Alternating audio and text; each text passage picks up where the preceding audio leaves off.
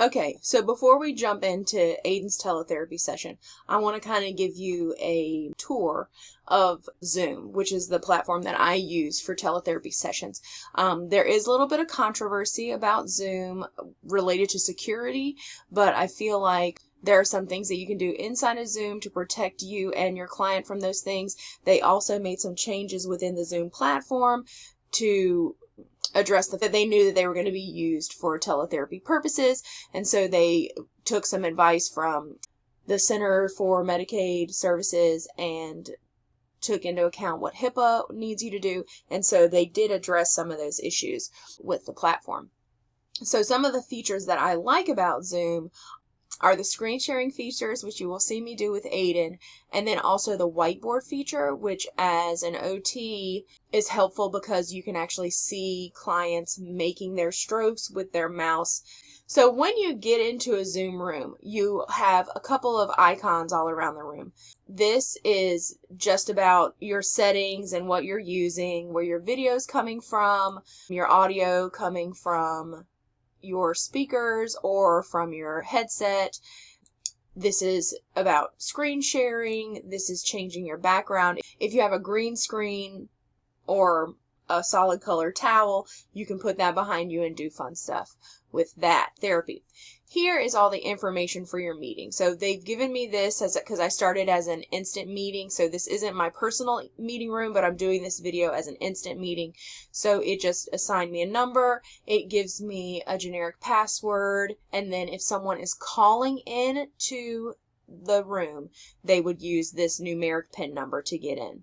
If I want to share this with a parent, I would copy the URL and I would send it to the parent so that they would just click on it and come into the Zoom. When someone wants to come into the room, you will now, no matter what, whether you've got it turned on or not, have to accept that person as the person who started the meeting. That will be your job, to let anyone in. That is a security feature that came out of some security breaches, and so that's what you have to do. Here, if you click on the security tab, you will see that you are able to lock a meeting. Now, once everyone is in the meeting, meaning you, your client, and then I call in with my phone so that I have a third camera to show my hands, you can lock the room and then no one else will be able to get into the room. All right. So let's look at screen sharing. So when I'm going to share the screen, I click my green arrow, and what it does for me is it gives me the open tabs I have on my computer. Right now, I don't have anything worth sharing. So I'm going to close it down. I'm going to go to one of my windows here, and I'm going to pull up the tab that I want to share. I can go back to my Zoom meeting, and I can share my screen, and now the tab I want to share will be there. When I click on this, it's going to automatically share, and then I will pop up in the corner. Now, when you share, it's going to start buffering. The internet speed slows down. You're asking your computer to do a lot of work, especially with interactive websites. So just know that that's going to happen. Again, having the third camera view helps with that because you can see what your client sees on that third camera view. You can go through and operate this as you would anything else.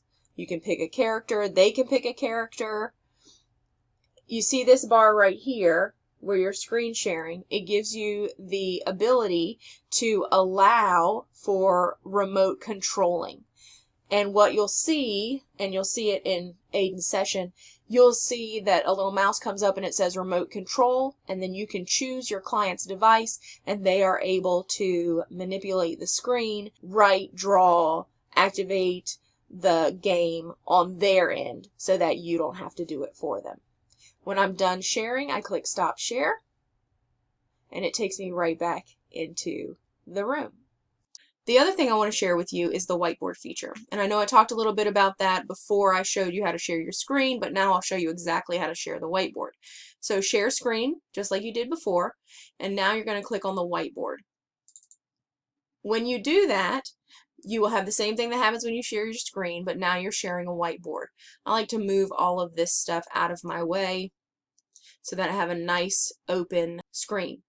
They won't see any of these choices. You are in control of this portion of the tool. So you can choose these things, but the client won't be able to. Right now, I'm drawing and I've got red ink and my line is that thick. So I'm going to be able to go up here and just make any kind of strokes that I want to, and my client can imitate them, or again, I can give them control of my screen and they can imitate me. Now, sometimes it doesn't work exactly the way you want it to because they're using their phone or they're using an iPad, and using a mouse on an iPad is kind of this weird thing that I don't know how to do, and none of my clients know how to do it either.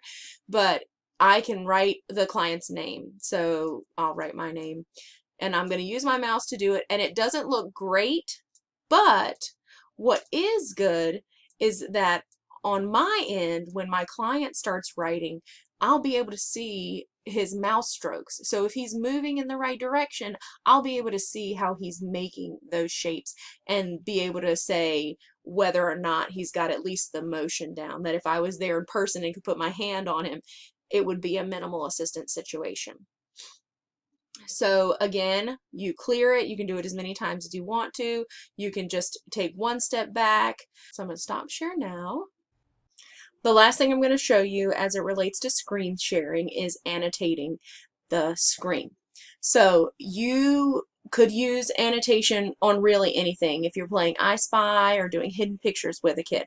And that's the aspect of it I'm going to show you right now. So I'm going to share my screen. I'm going to choose my I Spy picture that I already have open in one of my windows, and I'm going to share it. And then I'm going to use this bar where it says annotate, and I'm going to choose the marker. So you've seen how that bar is going to help you give remote control to a client. You've seen how you can use that pencil and a whiteboard. When you just pull up a screen share, it's going to be annotate. You can click the annotate, and then you are able to circle items. When you press annotate, you are going to be able to choose that you're drawing, the color that you want to use, and then you'll be able to say, can you find Mickey Mouse? And there's Mickey right there. Now, if that color doesn't work for you, then go find another color, and then, oh, there he is. So we can give remote control over to our client. We can use spatial awareness words. We can use visual discrimination words, all kinds of things to kind of guide our clients to the thing that we want them to find for us in the array.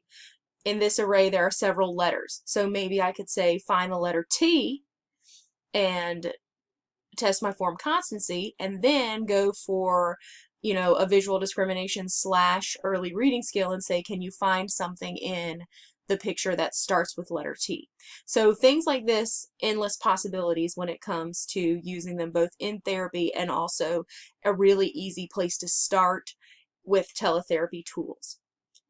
Another thing that I love to share with my kids are hidden pictures. So to do that, I can't just switch back and forth between tabs on my share screen. My computer is only going to be able to share this screen. So I've got to stop my share, go to my open windows, choose the picture that's ready to go, come back to my share screen, and share again. So it is a lot of steps, but it's worth being able to do these kinds of things with kids. And in addition to that, you have the opportunity to kind of have a talking break, get them prepared, offer them a little transition. You could say, while I'm getting ready, you can do some jumping jacks, or you can do some push-ups. So you can use your transitions to your advantage instead of it being a time waster when you have to switch between screen shares. Here's our hidden picture. We're going to annotate again. We can use a color on this because they aren't colored. And so here we're going to be looking for things going on in the picture. So here this hippopotamus has a bell as his sleeve. Again, I can use spatial awareness words. I can use relational words. I can give them some time to find it themselves. I could if they had a stylus and they were able to do it, I could have them color in the shape. Because if they shared this and I gave them control and they were being able to use a pencil-shaped stylus, they might be able to color that in depending on what their skill level is. Sky's the limit. All right, we're going to undo that. There's the undo button. We're going to stop share. We'll go back into our Zoom room, and that is annotating on a shared screen. There are a couple fun little things. You know, you can give a thumbs up or applaud somebody. You can record the session through Zoom. I use Screencast-O-Matic for my recording just because when I was teaching, that's what I use, is what I'm very comfortable with. I know how to do all the editing. I have a premium account, so that's how I do that. You can activate a chat box when somebody's in the room with you, and then they can have questions here while you're talking. If a parent has a question, they can type it in there. However you want to do that. People who do teletherapy usually have a 4-camera setup. The therapist with their external camera showing their hands, and then they'll have the client's face and an external camera showing the client's hands. So there are serious high-tech ways that you can do teletherapy, but emergency teletherapy that we have had to engage in because of the coronavirus, or may have to engage in because of extended closures due to weather or things like that, Zoom is a fine platform. Google Meets has similar screen sharing and recording abilities, and then there's a couple of other ones that are just business related. If you become a teletherapist where all you do is teletherapy, then you would use a HIPAA approved, Medicaid recommended platform for your teletherapy that has those precautions in place and is HIPAA compliant and is something that you can use all the time without worry. To end the meeting, you just click the end button. It'll say end meeting for all, or just leave the meeting, and of course you're the host, so you're going to end the meeting, and then you are right back to being able to do whatever you were doing before your meeting started.